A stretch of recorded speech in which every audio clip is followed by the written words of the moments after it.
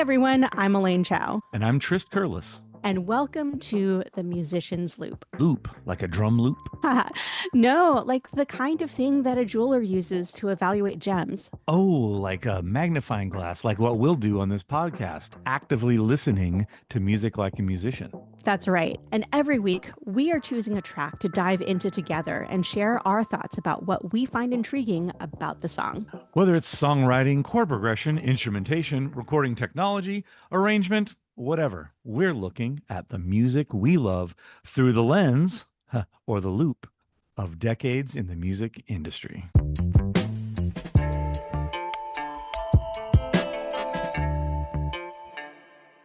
Hey, Trist, what do we have this week? This week, we have a very cool band that I've always enjoyed, the band Tears for Fears. Oh, okay. New wave. Got it. Well, yes, that's an easy, instant thought and little cubby hole that you might put them into. However, not this week's listen. This particular tune, as many I like to do, not a stylistic sound that you would expect when you hear that we're going to have Tears for Fears today. Okay, cool. So what are we listening to? This is Badman's song. Oh, okay. I've never heard of this before. Certainly not one of the ones that was very popular. So yeah, not on one of the albums that you probably know of the most. This is on, I believe, the third album called The Seeds of Love, the album just after the big hits. Okay, cool. The fun thing about that, historically, you have big enough hit songs on big records like that, the label kind of thinks you can do no wrong, and they give you more time and more money and more artistic license. And sometimes that's beneficial to us listeners, and sometimes it's not. I think in this case, it was beneficial. They got to do some other things than the right inside the lines that we'd always heard. Okay, well, I can't wait to listen to it. We're going to drop the links to the song into the show notes. But before we pause to listen to the song, Trist, can you remind us how we should be listening to music as we're trying to focus on listening to music like a musician? Well, as always, love to say thank you for listening wherever you are. We appreciate having you. And if you do have the ability to listen in a better way, in nicer headphones, in nicer speakers, especially this week, will be beneficial. It's a little bit of a longer listen, so please accommodate that if you are able. Okay, and with that, we'll see you in just a moment.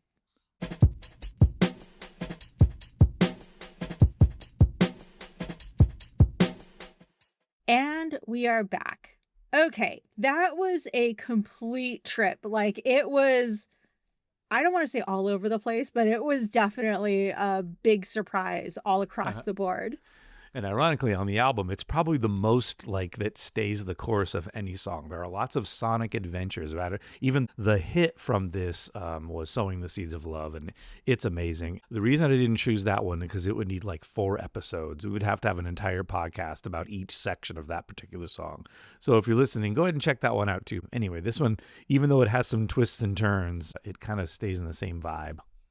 Yeah, I mean, it was interesting for me to think about as I was listening to it, actually, as I was reflecting on it afterwards.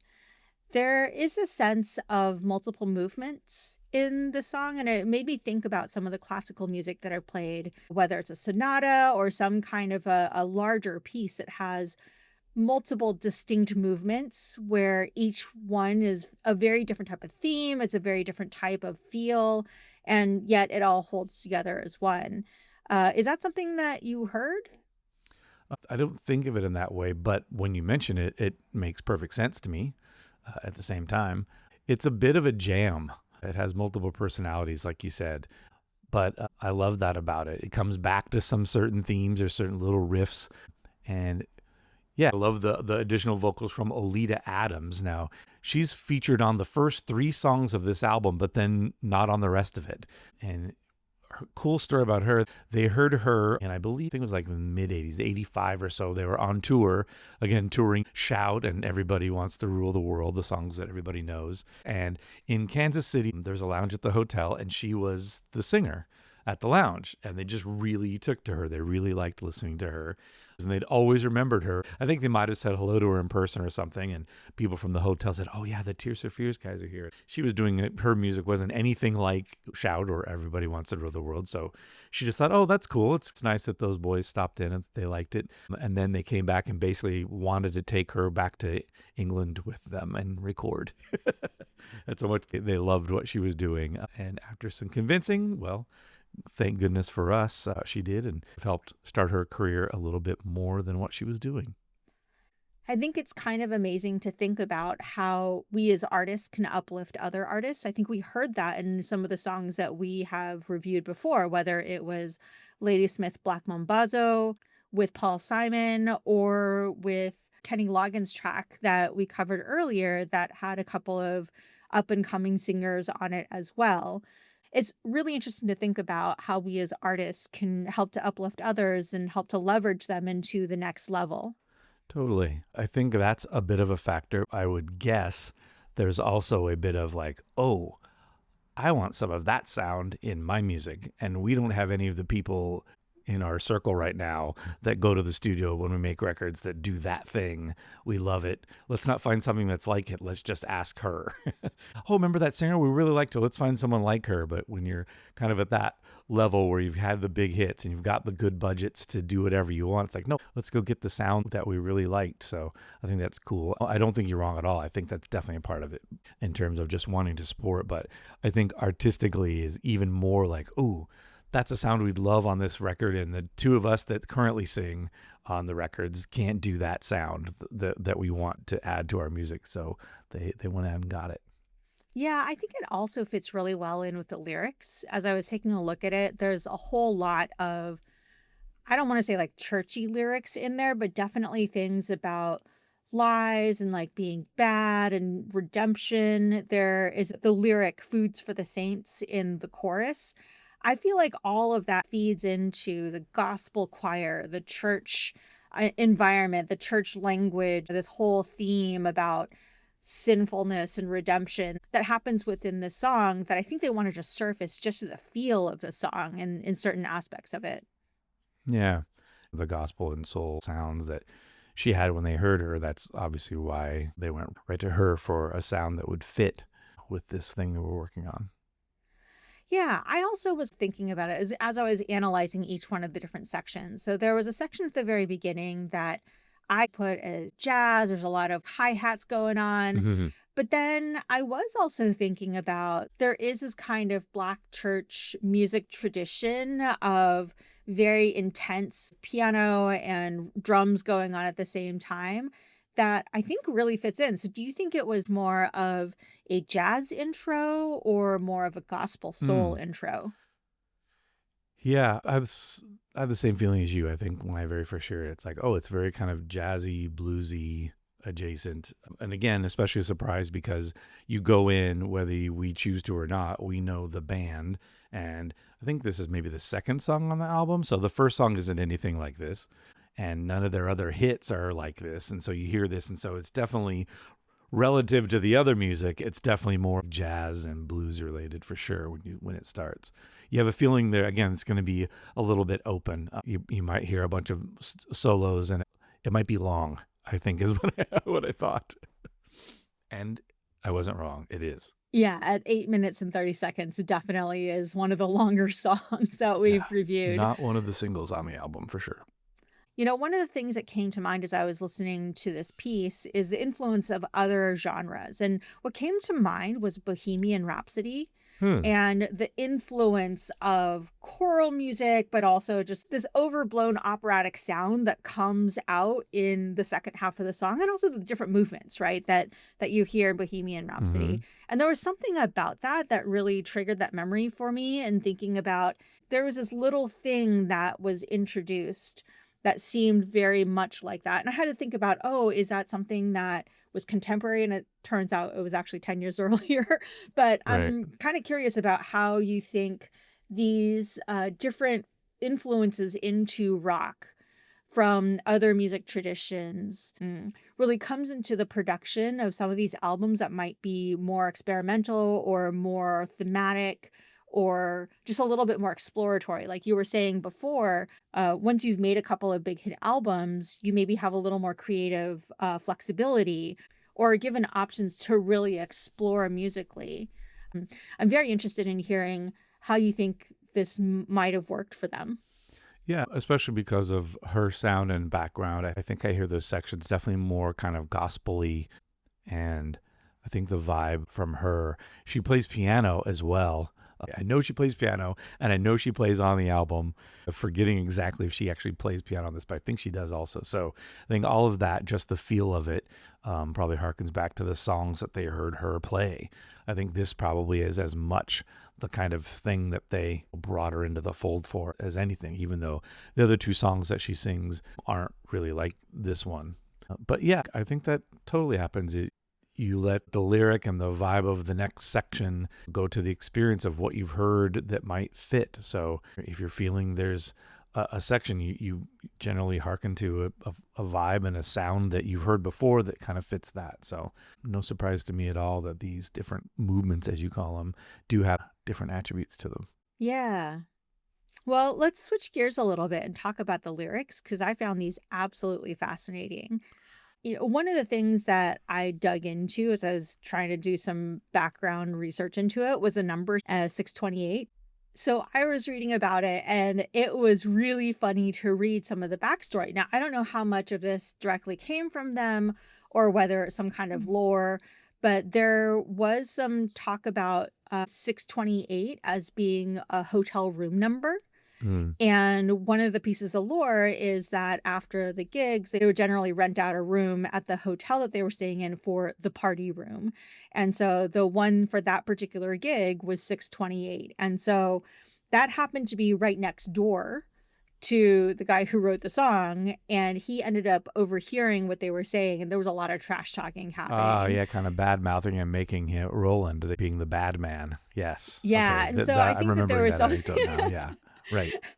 That was highly entertaining to me, but it was also really telling to me of just some of the themes that he was exploring because there was gossip happening. And he took that experience and really crafted it into this song, thinking a little bit more about reputation, thinking a little bit more about redemption. And I was looking at the bridge because the chorus really talks about like there's a mirror, there's like self-reflection going on and all the things that people see in here. It's like food for the people who are judging me. And so it talks about, the hope that comes out of that. But in the bridge, there's this theme that says faith can move mountains, fire can cleanse your soul. Faith can move mountains, but mind over matter won't stop all your chatter. And so it's an interesting couplet that there is there. And I think that there's something there that links into the church celebration, the concept of saints being related to church experience. And so I just thought it was interesting that like 628 and he loops back to it, right? He loops back to it in verse 3. He says, I heard every word that was said that night. Right. And then he keeps on going. He's like, sweet talking boys who can do no wrong when the stories are tall as the day is long. And so I felt like it was a very pointed kind of song. It was like specifically to, hey, this particular experience. And maybe it was an unpleasant experience. Maybe he wrote it as revenge. I don't know. But it was. That's cool. But also it caused him to look at himself. Oh, if they're saying that, that doesn't come out of thin air.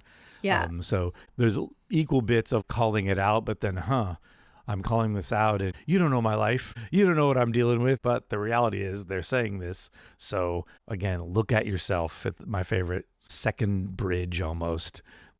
With them, it's hard to even just call them a section. The section that's the look at yourself, see how you lie. Your hands start shaking and you don't know why. So that's another aside. Like, okay, I've said all these bad things about you, saying bad things about me, but now you mentioned it. Maybe there's something there. So it's pretty cool that, okay, well, I'm the bad man. Here's my bad man song. Like this jam, getting it off your chest. So cool. Yeah. One thing that I was also suddenly thinking about is the relationship between songwriting and personal experience versus something that might be a little bit more intellectual or fits into a specific scenario. And the reason I think of this is that I've written both very personal songs, things that have come from the heart, as well as songs for musicals, where it is really from a particular character trying to move the story along. And do you think that there is any emotional difference between the personal song or the more story song that comes from either something that you read or something, Hmm. some story that you're telling internally or some, character that you're trying to narrate? I don't necessarily know that there's a difference there because the thing you're talking about is created by the listener. So the listener, wherever you got it from, whatever angle you have when you're writing it is of its own. And what someone else hears or reads into and how emotional or how personal it is to them is their own experience. That make any sense? I think it So even though does. you might think of it differently because of your source material, or I'm writing about this, I'm writing for this, but I think that's what the really good songs do. Is even though we've just talked about this song, oh, a member of the band overheard part of his crew talking about him, and then the words mean one thing. But if you never know that anecdote, you can pull out all kinds of other meanings, just general meanings from these lyrics, and you can maybe attach something that's even more meaningful to you than it would be if you knew the story. So that stuff is determined by the listener after you've kind of let it go and put it out in the world. Yeah, I could see that. I think one other thing that pops to mind as you're sharing some of that is that, especially in a lot of pop music nowadays, the songwriting is not even done by the artist. And Mm-mm. so, if True. we're in a situation where we're ascribing some kind of personal attachment or a personal relationship between what someone is singing and the actual words that they're singing, it might be more of a falsehood because, there's an entire industry around songwriting and an entire industry around singing things that other people have written. Now, certainly there are singer songwriters out there who write from the heart. Taylor Swift was recently inducted into the Songwriters Hall of Fame. And I feel like there is a role of both singer songwriter, but also singer who sings other people's songs and Right. really sells it. Well, yes, as I was going to say, the singer then that didn't write the song, but it's a really, really well written song, that would be the goal, is when you're almost surprised that they didn't write it because it feels like it's such a personal experience. They must have written that the way that they sing that. You can tell they really had this experience, and they've either attached whatever the lyricist put in and attached it to their own life or made their own thing out of it. But that's the trick. That's the goal of the singer in that instance. And just stepping back a minute, you mentioned that these days that's the case. That's been around for quite a while. Singers who don't necessarily write their own songs, but they're really great at telling the stories and delivering the songs, and they've got a great instrument, and they're really good storytellers, but maybe aren't as strong at writing their own things. So that's not necessarily new. However, it's definitely a lot of pop music today for sure. Yeah, I think the reason I say that is that we don't seem to ascribe the same kind of thing to Broadway performers or people who are in opera. We don't expect them to have authored the thing that they're singing. And I True. feel like the expectation maybe of pop, because we do have very strong singer songwriters out there who do write their own music, Hmm. is that they are more of the singer songwriter versus the singer who is singing other people's songs. Yeah. Well, is there anything else that you want to say about this song before we move on? I guess just revisiting where we started to close, just another example of maybe not a song you would expect from a particular artist because you've heard other songs of theirs. I think we've had several of those throughout the pod so far where you might see the name of an artist, but then the song that we chose didn't live up to the sound that you had in your head of what that person did. I guess subconsciously, part of my continual strive to just have people really open their ears to different things and get away from a stereotypical thing that I'll hear people say, especially if people if they're not musicians, which this is totally fine and it makes sense. And they don't mean anything by it, but I think the implications just kind of bother me when it's whatever happened to that phrase. In a previous artist, we talked about Kenny Loggins. Whatever happened to Kenny Loggins? It's like, well, nothing happened to him. Just because you stopped listening to him doesn't mean he stopped making music, some of it even more amazing. Anyway, this is another example of that. And actually, it really does fit because whatever happened to Tears for Fears? Well, they just made and toured an album for the last 5 years. So they're actually still doing it or doing it again. And who knows, maybe down the road we'll get into something from their newest album. It's also very good. I really liked this newest album and saw them in concert and heard this song live. I was dying to hear this song live. Of all their music, as much as I wanted to hear some hits that I knew, I was definitely thinking, okay, if there's any song that should be required for them to play in every set, it would be this one. It's such a live vibe. And I was beginning to think it wasn't going to happen, and then it did. And so I was very happy when I heard this one. It was very cool. So it's a good lesson, maybe, that some musicians can be more than the thing that you know about them. Yeah. I will say that this was a big surprise to me and quite a sonic experience. So thank you for introducing it. It was a little bit longer than I expected, but it was definitely worth the listen. So thank you.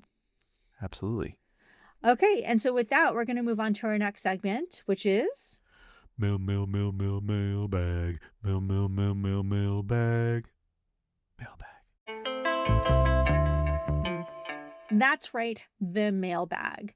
So, first of all, if you're interested in reaching out to us, please talk to us via Instagram or Threads at The Musician's Loop. That is LOUPE. Or you can email us at themusiciansloop@gmail.com. Exactly. Contact us anywhere if you have your thoughts. Maybe you saw Tears for Fears in concert sometime. Maybe you've always liked this song. Maybe you never heard this song. Maybe you like the rest of the album. Whatever. Anything you have to add about this discussion, we'd love to hear. Awesome. So this particular question comes from Echo on Threads. That is prod by Echo _. And this is from November of 2025. This person writes, 1 gig is greater than, that's like the numeric greater than sign, 10 hours of practicing alone. The stage teaches what the bedroom studio never will. That's pretty... Agree or disagree? The general principle, absolutely. You could fudge whether it's 10 hours of practice. You could move the numbers around, but the general principle, I totally get that. Yeah, in many things I've been involved in, but especially when I was in Impact, my 5 or 6 guys a cappella, we would constantly have discussions when it was time to do a tune in the show. We would rehearse it, and we would be right at a point where about half of the group thought, no, we need 2 or 3 more rehearsals before this is good enough. And then another faction would be like, no, we just need 1 show and then it'll be good enough. So a lot of times it was like, oh, we'll throw it out there when it's 90% ready, and then it'll be 100% ready after we've done it for a show or 2, rather than another week's worth of rehearsals. So yeah, there's definitely a lot to be learned in practicing. The practicing alone is definitely important, but boy, you learn a lot more and just different things. You learn a lot more real world stuff when you're out there than you imagine it when you're practicing. Even in the course of your show, oh, we'll have to pause right here for this because this is what the crowd is going to do. And then you get there and it's twice as long or half as long as you thought, or the reaction is not what you expected, or someone has a reaction in the middle of a song that you didn't anticipate. You just don't know until it's out there. So yeah, this general sentiment I'm all for. The stage teaches what the bedroom studio never will. Yeah, true. Very true. Ooh, so this is one where I disagree with you.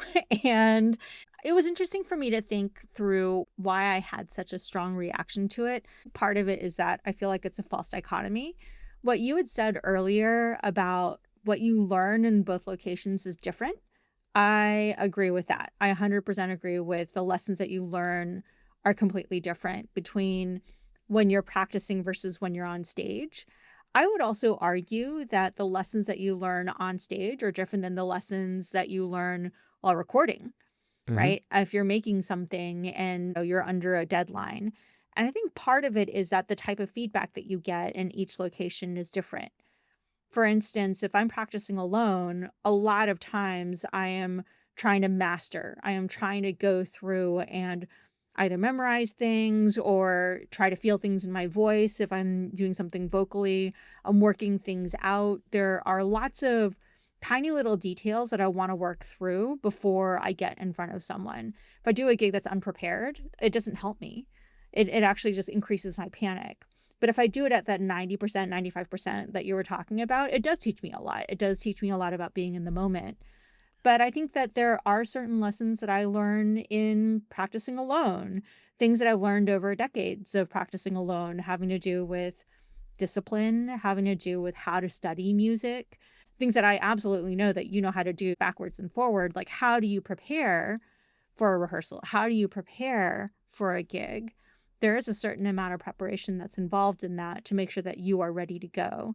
So I think that what you learn is different. I think that there is a certain amount of social pressure that you will feel, and that actually helps you to level up a bit.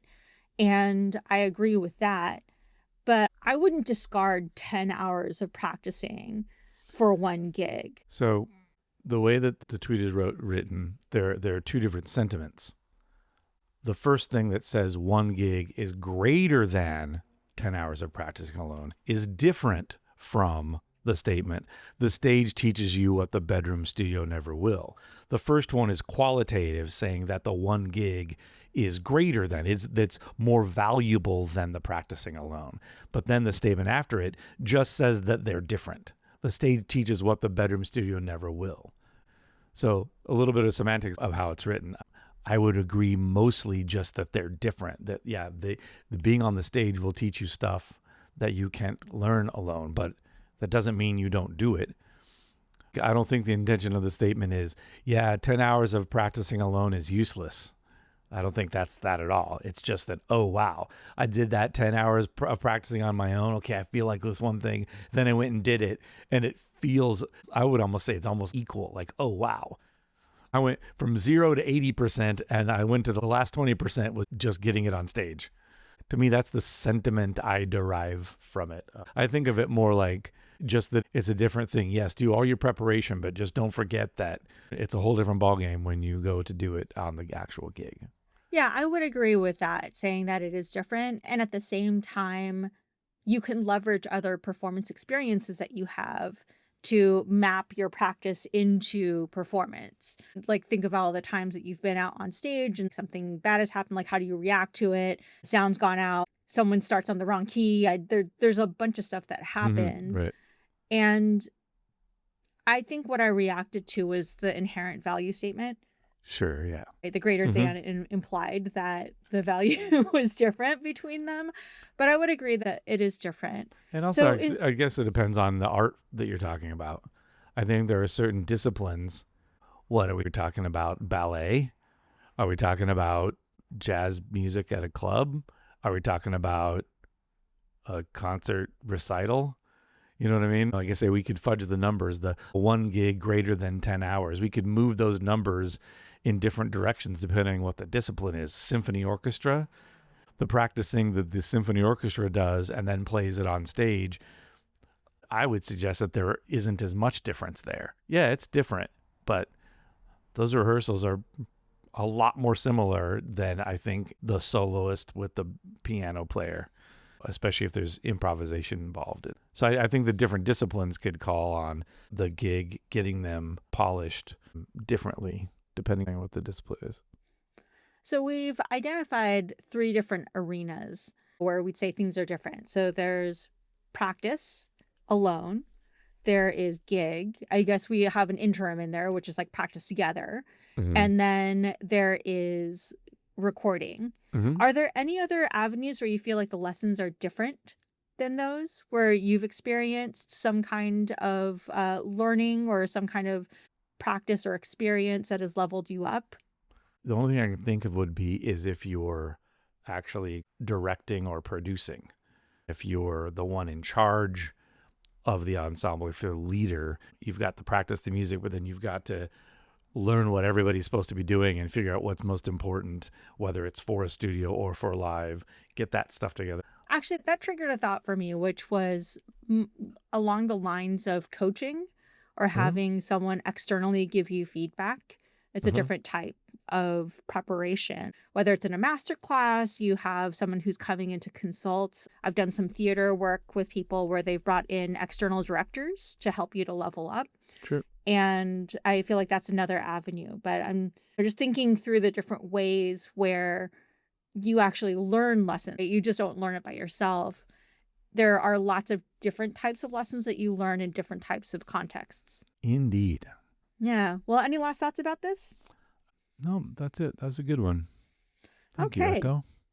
So, with that, we're going to wrap up. Thank you all for joining us this week, and we will see you next week. See you soon.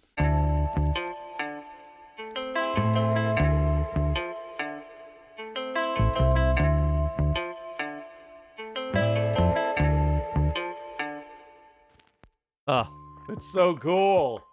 It's so unexpected and so cool. I love it. Okay. Okay, let me back up. I think I probably said that exact thing in that episode. I was trying really hard not to interrupt you, to say like, house on Pooh Corner, house on Pooh Corner. Because like Kenny Loggins also did that Yeah, one. no, of course. I'm like, what are we waiting for? Oh, yeah, right. The one thing that I like to say right here. And then I was like, wait, what is the thing I like to say right here? Oh, right.